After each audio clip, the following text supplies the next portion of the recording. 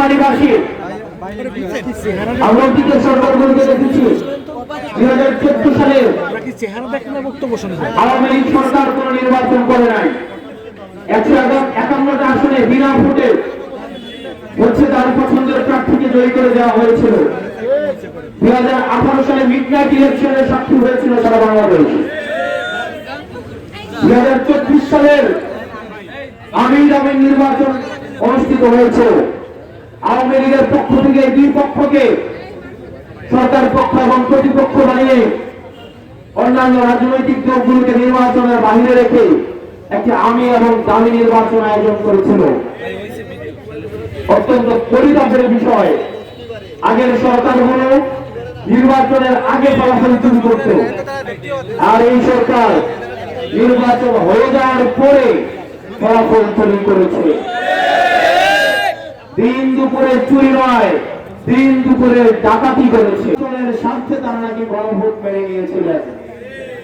নির্বাচন চলে গিয়েছে, তারা এখন আর গণভোট মানবেন না। গণভোট নাকি সংবিধানে নেই। সংবিধানে যদি গণভোট না থাকে 2026 সালের কোন নির্বাচনে সংবিধান অনুযায়ী হওয়ার কথা ছিল না। সংবিধান অনুযায়ী নির্বাচন হওয়ার কথা ছিল 2031 সালে। সংবিধান অনুযায়ী বাংলাদেশে অনেককে থাকার কথা ছিল না, বিভিন্ন জন বিভিন্ন জায়গায় থাকার কথা ছিল। বিএনপি সরকার আপনি পথ হারিয়েছেন, পতিত তুমি পথ হারিয়েছ, আর বিএনপি সরকার আপনারা পথ হারিয়েছেন। জনগণ যে আকাঙ্ক্ষা তৈরি হয়েছিল সেই আকাঙ্ক্ষা থেকে বিএনপি সরকার স্পষ্টতই পিছু হটা শুরু করেছে। সেই জায়গা থেকে প্রিয় চিতলমারীবাসী, আমরা আমাদের জায়গা থেকে আপনাদেরকে আহ্বান জানাবো, বিএনপি সরকার জনগণের সাথে দ্বিচারিতা করতে পারে, কিন্তু যেই জনগণ জুলাইয়ের রাস্তায় নেমে এসেছিল, যেই মা তার সন্তানকে হারিয়েছিল, যেই বাবা তার সন্তানকে হারিয়েছিল, যেই বোন তার ভাইকে হারিয়েছিল, সেই জনগণ কখনো পথ হারাতে পারে না।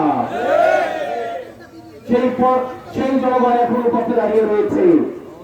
সেই জনগণ পরিবর্তন চায়, সেই জনগণ একটা স্বনির্ভর বাংলাদেশ চায়, সেই জনগণ পুলিশ কমিশন চায়, সেই জনগণ মিডিয়া কমিশন চায়, সেই জনগণ স্বাধীন দুর্নীতি কমিশন চায়, সেই জনগণ এখনো পর্যন্ত আমাদের যেই মানবাধিকার কমিশন রয়েছে, আমাদের এই মানবাধিকার কমিশন চায়।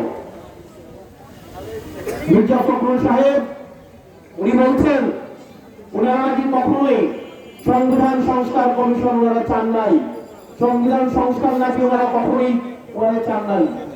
উনি কিছুদিন আগে বলছিলেন ওনাদের একটি দফাটা যদি ওনারা নিজেরাই খুলে দেখেন, সেখানে স্পষ্ট করে বলা হয়েছে, স্পষ্ট করে লেখা আছে ওনারা সংবিধান সংস্কার করতে ওনারা চান এবং জনগণকে সেটা ওনারা কমিটমেন্ট দিয়েছেন। ওনারা ওনাদের একটি দফা থেকে কিছু হয়েছে। সেজন্য প্রিয় চিতলমারীবাসী এবং বাংলাদেশবাসী মনে রাখতে হবে, জুলাইয়ে আমরা ভেবেছিলাম অনেক কিছু পেয়েছি, কিন্তু জুলাইয়ে আমরা অনেক কিছু পাওয়ার সুযোগ মাত্র তৈরি হয়েছে। আমরা সেই অর্থে বাংলাদেশের জনগণ কিছু পাইনি, বরং অনেক কিছু পাওয়ার সুযোগ তৈরি হয়েছে। এই সুযোগ আমাদের জনগণকে কাজে লাগাতে হবে। আজকে আমরা আপনাদের কাছে এসেছি আপনাদের সাহায্যের জন্য। আপনারা আমাদেরকে সাহায্য করবেন। আমরা আপনাদেরকে অনেক কিছু দিতে আসি নাই, আমরা আপনাদের কাছে সাহায্য প্রার্থনা করতে এসেছি। আমরা একটা দল গঠন করেছি, যে দলের এখনো 2 বছর হয় নাই। গত ফেব্রুয়ারির 28 তারিখ 1 বছর পূর্ণ হয়েছে। আজকে জুলাই মাসের 21 তারিখ চলছে। 1 বছর 4 মাসের মতো আমাদের একটা দল হয়েছে।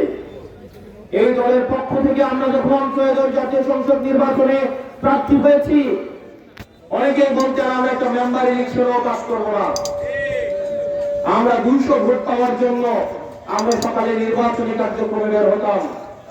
ইনশাআল্লাহ আসমানের ফয়সালা, আল্লাহর ফয়সালা এবং জনগণের সমর্থন, এই দুইটাকে নিয়ে আমরা সংসদে 6 জন আপনাদের পক্ষে কথা বলার জন্য গিয়েছি।